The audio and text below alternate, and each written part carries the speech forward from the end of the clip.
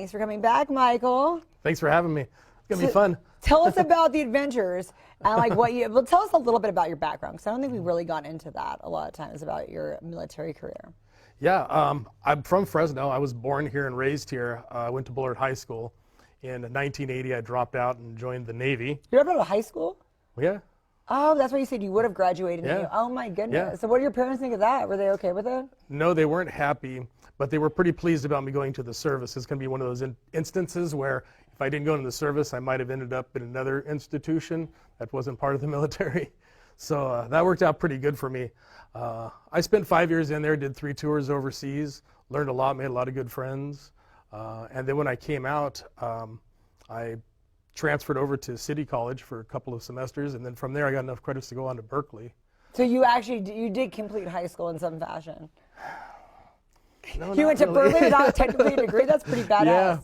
Yeah. When I was on, this is how it happened. When I was on the ship, there was somebody who was giving college courses on one of our cruises, and so I took a couple of college courses, and it went onto my permanent transcript. So when I went over and enrolled at City College, they saw the previous credits, and no one ever asked me for any high school diploma. I think maybe telling this now, it might cost me my degrees, but yeah, no high school, no GED, nothing. I just went from the Navy into junior college, and then from there I went to UC Berkeley. You were almost graduated from high school. Was it like that senior year, like you? Not even close. How old were you? I was 17 when I joined the Navy. Weren't you supposed to be 18? Did you like break every rule right now? Or? Mom and Dad signed. Wow, what an interesting story. Okay. Yeah. It was actually, it is kind of an interesting story. I don't know if you can get away with that anymore, but yeah, I signed the day after I turned 17. 2 months later, I was in boot camp, so I was really young. Well, like you said, your life would have gone a different direction. That taught you some early discipline. Yeah. Taught me to be a man. Taught me those things that were important. And after that, after I got out of the Navy, I went up and built houses for a couple years in Grass Valley with my uncle, and then I decided this is not the skill set that I have. I should probably do something that doesn't involve building houses. And I learned to type, took a job at a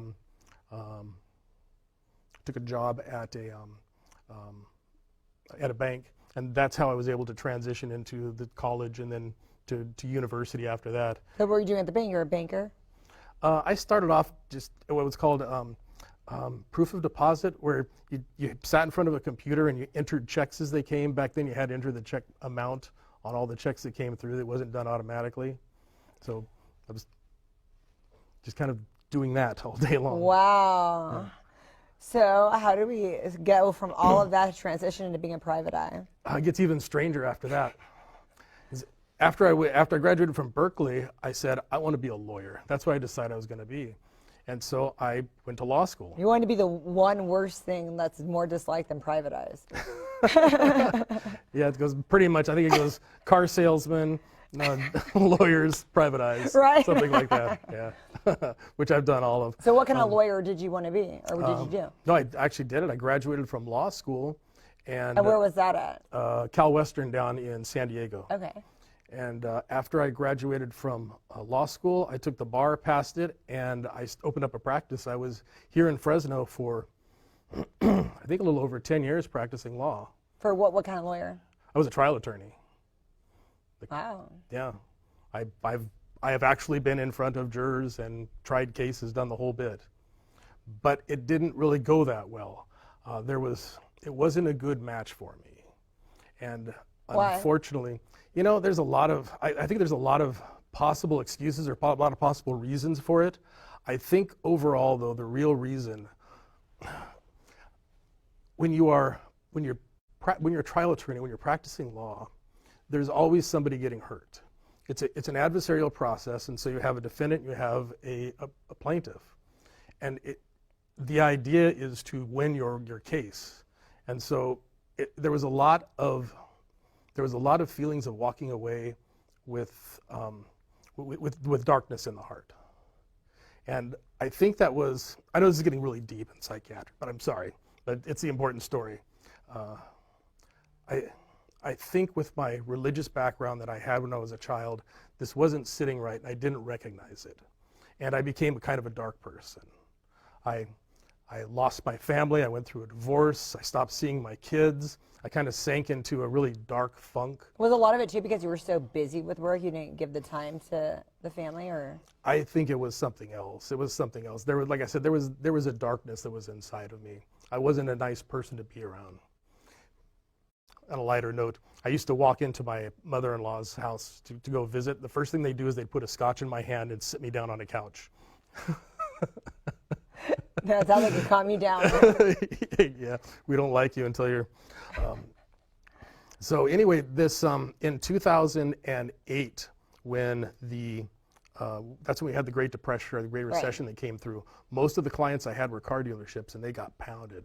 And so I lost a lot of the income I had. My family was gone. I was kind of in this dark, dark spiral, and I just stopped. I just stopped going to court. I just stopped practicing law, and eventually that ended up with my disbarment. And if you don't know anything about disbarment, that is probably about the worst thing that can happen to a lawyer. Does that happen because you were neglectful? Like, how did that happen? I've never heard of it in those terms. So did you do something wrong to get disbarred? There was two things I did wrong. One thing I did is I never kept a trust account. You're supposed to keep a trust account. I just threw it all into one pile. Oh, that's the one that got me in big trouble.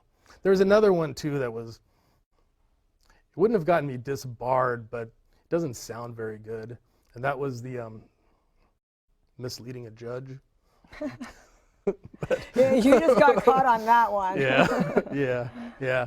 But you know, for years I didn't want to talk about this. It was an embarrassing subject, and you know, even now, you know, we're almost 15 years later, that it comes up occasionally that, you know, you are the disbarred attorney, the disgraced attorney, and I'm not anymore. I was back then, but the person I am now is different than that. Now I'm a private investigator. I'm a business owner. I'm a father. I sit on a board of directors for a charity. I'm a different person, and having to go through that, I think, was very important. You know, the God's plan, the belief in God's plan, and that every plan for everybody. This was part of that plan. I mean, I got to believe it.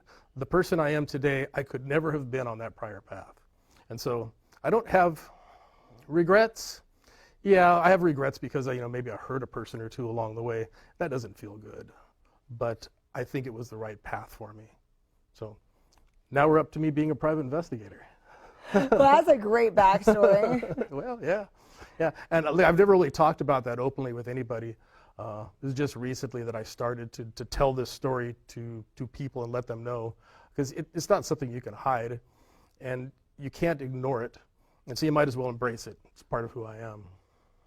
So I bet that helps a lot, though, in your experience being a private eye, having been a lawyer, and then especially having been in the military, because I know that takes so much patience for doing like recognizance. So tell us about how those experiences have like molded into you being a good PI. They actually fit really well. The work that I did when I was in the Navy, I was what's called an operations specialist, and so we sat in a dark room and we collected intelligence. Radars would give you information.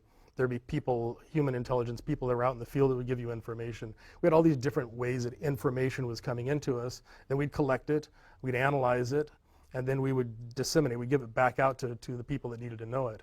Very similar to what you do as a private investigator, is we get information from different sources, we analyze it, put it into a report, and hand it back out.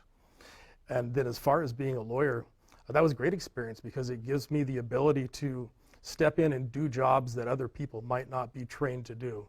Recently, we did I have to choose my words carefully because I can't really reveal who the client is, but we recently did an audit of a large insurance company.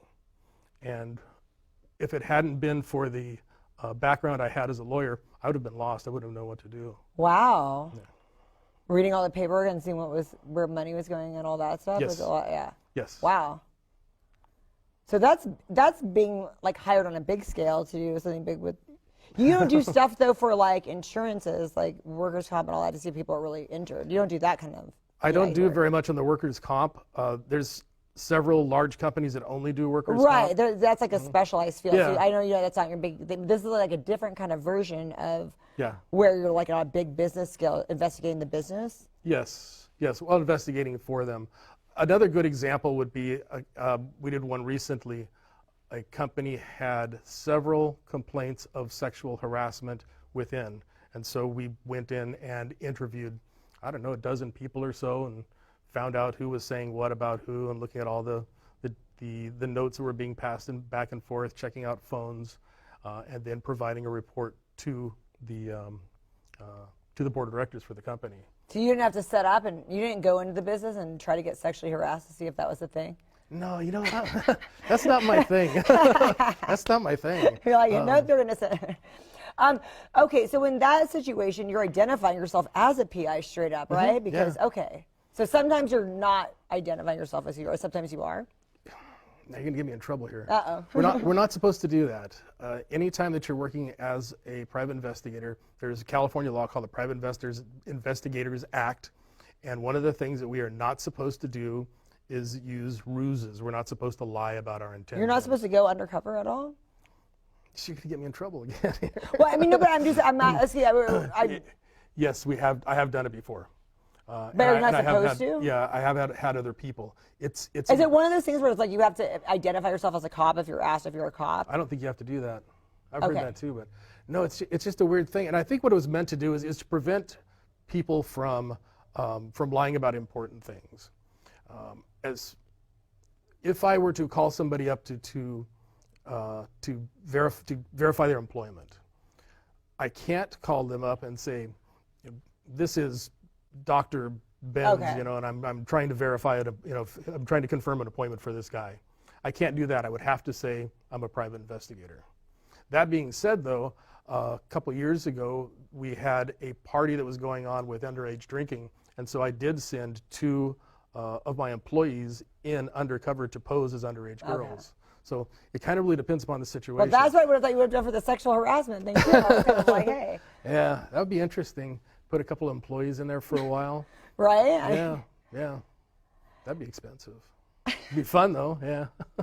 So how have things changed from like then? Because right now, there's so much tracking devices and all kinds of things to make your job easier or harder. So how do you go in on that and like really, like you have to be on your toes, kind of always learning the new things, and then also learning if people are onto your tracks. How do you do all that? Well, the tracking's easy. It's illegal.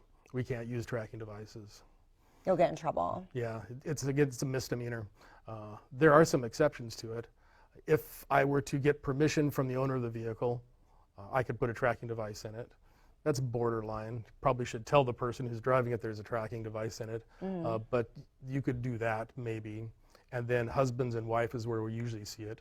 The wife will put the tracker in to watch where her husband's going and then tell us about it. But it's difficult for us. We can't do it. And you always have to learn the new ways to go about all this, right? Because it's constantly changing. And now we have like cameras on our phone chargers. Yes. So do you ever use those? Cameras, hidden cameras. We do them a lot. Usually it's for security purposes. Because that's kind of illegal too, right? Or not really? Well, it depends upon who you're watching. I mean, if you wanted me to put cameras up in your house because somebody was stealing something out of one of your drawers, there wouldn't be anything wrong with that. Really? Yeah. Okay. And we build those cameras ourselves. We design them and build them, put them into the cases ourselves. But you could never put it like in a bathroom, right? Because wouldn't that be like illegal, or that would be going? That'd be a little creepy. Oh, that'd be super creepy. But I'm like, where's the line drawn on that? Well, the legal line is expectation of privacy. So if you had somebody that was living in your house and you wanted to put a camera up in the bathroom, I probably wouldn't want to do that. If you had a young girl that lived into your house, in your house, and you wanted to put one in her bedroom, I probably wouldn't go along with that. But like I said, if you had a nanny that was working for you, that was watching, exactly, I would do that. Wow. So what are some of the things that you can talk about that are exciting that you have caught? The only thing I can't talk about is I can't tell anybody. I can't give away names of clients. Of course. And I was talking with Drew earlier. I don't know if we want to talk about that one, though, because that involved child pornography. Do we want to talk about that one? Yeah, we don't want to talk about that one. But you caught people. Yes. Well, that's good. Yeah. If it's a happy ending, we could talk about it. Yeah. So what kind of bust was that like? It was a good one because it happened early enough that we were able to prevent any further harm. and get the family to safety. So that was a good one. Was that on a big scale or was it on a small scale? Did someone like tell you to invest, or was that like a company's, or like? It was on a small scale and it was unexpected. We just happened to come across it while working on something else. No way. So that happens. So what do you do when you find something like that? You contact people around them, or how did that? Tell us what you can about that. That sounds interesting. In this particular case, the first concern I had was getting the family to safety. Then the second thing that I was concerned about is getting this into the right hands. Child pornography is not something you want to have on your computer. And so I wanted to get a hold of law enforcement and make sure that they got it as quickly as possible. So that worked out well. You kind of you got with them right away, and then you guys formed a plan? Exactly. Did you ever get what you were initially looking for? Because you said you were on another case. At that time, it didn't really matter. It became kind of moot. Okay. And then how often do you work with the police and law enforcement in that? Do you have a good relationship with them? I imagine they might call on you sometimes, or no? Oh, no. This is the relationship I have with law enforcement. It's the same with most people who do what I do. It's I tell them everything, they tell me nothing. So they never want to join forces with you on something? Because I would think you'd be valuable, and you could do things they can't. Well, I'm going to be fair with them because I do have a lot of friends. I have friends in the federal agencies. I have friends in the state agencies, in the sheriff's department, the police department, and I have good relationships with them, and I share information with them whenever I can. But they don't come to me. They don't need me. They're good. So where can we go to access you and hire you? Where to go to access me and hire me? I have, it's interesting you say that because I have my marketing strategy is set up on what's called reverse funnel. Top of the funnel is like the website, so where we just do general branding. So you can always go to a website and find me. You can put Private Investigator Fresno and I should be in the top 4. So. Nice. Or you can go to my website. It's at atlantisinvestigations.com. But there's also, there's other areas that I advertise. I have my assistant Monica now using social media, and so you could probably find me on social media, Facebook, Instagram. My name's Michael Braa, B-R-A-A. You can find me that way. But I would say probably the best way is these days is on the internet. And then do you tell people too when they call you and they're like, oh, I think this is happening or that's happening? Do sometimes you're like, look, you don't really need me. This is kind of silly. You could figure this out by doing X, Y, and Z. The government's listening to me phone calls. I get a lot of those. Really? Yeah, I think we probably get 2 or 3 a quarter where someone will call and ask if I know how to remove listening devices that they think the dentist or the doctor put something inside of their head and someone's been communicating with them. No way. Yeah, we get a couple of those. And what do you tell them? I'd love to know your response on that one. I just tell them that that's not something that I'm trained to handle, and they probably should seek that from somebody else. What if someone thinks they're being tracked? How do you tell them to handle that? Well, it depends upon how they think they're being tracked. If there's another phenomenon which is called gang stalking. I haven't figured this out. I looked it up though, and it's a thing. If you do an internet search for gang stalking, you'll find all kinds of information about it. And the theory is that there is a group of people that are following you. And so people will call and say, they're following me, and it's a different car and a different person every time. I don't think it's real. I think it is it's some kind of a social contagion, and it's delusionary or somewhere near that. But it's a thing, and we get them quite often. So if it's one of those where it sounds like we've got somebody who has a mental illness, we try not to take money from them. That's hard. So you must get a lot of that nowadays. That's got to be really hard to. Yeah, we have to screen them out. I would say probably 1 a month on the people following me around stuff. I had somebody call me recently because they were certain that someone was living in their attic.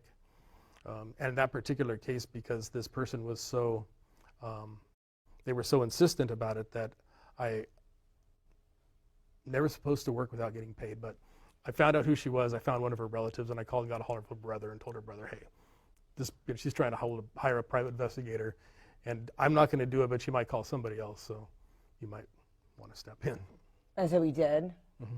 Yeah. Do you ever stalk the stalker? When people do have a stalker, do you ever go and they could pay you to kind of see if they're getting stalked or tracked or anything like that?